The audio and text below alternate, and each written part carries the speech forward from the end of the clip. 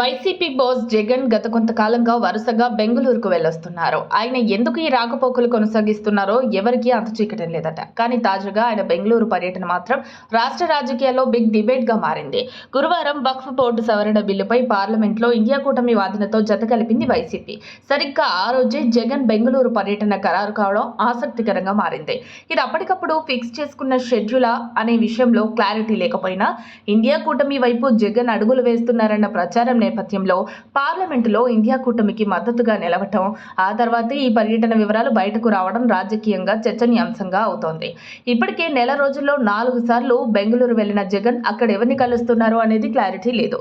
ఈసారి మాత్రం కాంగ్రెస్ నేతలు కొంతమంది ఢిల్లీ నుంచి వచ్చి బెంగళూరులో జగన్తో భేటీ అవుతారనే ప్రచారం ఊపందుకుంది.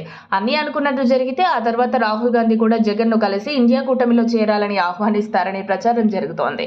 దీంతో ఆయన ఈ బెంగళూరు పర్యటన ద్వారా అనేక ప్రశ్నలకు సమాధానం లభిస్తుందనే వాదనలు వినిపిస్తున్నాయి. ప్రస్తుతం బీజేపీతో కలిసి కొనసాగాలనుకున్న అదే కూటమిలో టీడీపీ ఉండటంతో వైసీపీకి ప్రాధాన్యత ఉండదు. మరోవైపు ఏ కూటమిలో చేరకుండా ఒంటరి రాజకీయం చేయడం భవిష్యత్తులో మరిన్ని సమస్యలను తెచ్చిపెడుతుందని అనేది జగన్ ఆలోచనగా కనిపిస్తోంది. ఈ కారణంగానే ఎట్టకేలకు ఫైనల్లీ కాంగ్రెస్ ఆధ్వర్యంలోని ఇండియా కూటమితో దోస్తీ చేయాలని జగన్ ఫిక్స్ అయ్యారని, అందుకోసమే ఈ వరుస బెంగళూరు పర్యటనలు జరుగుతున్నట్లు వైసీపీ వర్గాల్లో టాక్ వినిపిస్తోంది. మరిన్ని అప్డేట్స్ కోసం మా కాయ్ టీవీని సబ్స్క్రైబ్ చేసుకోండి. మా వీడియో కనుక మీకు నచ్చినట్లయితే లైక్ చేయండి, షేర్ చేయండి. మీ విలువైన అభిప్రాయాలను కామెంట్ బాక్స్లో తెలియజేయండి.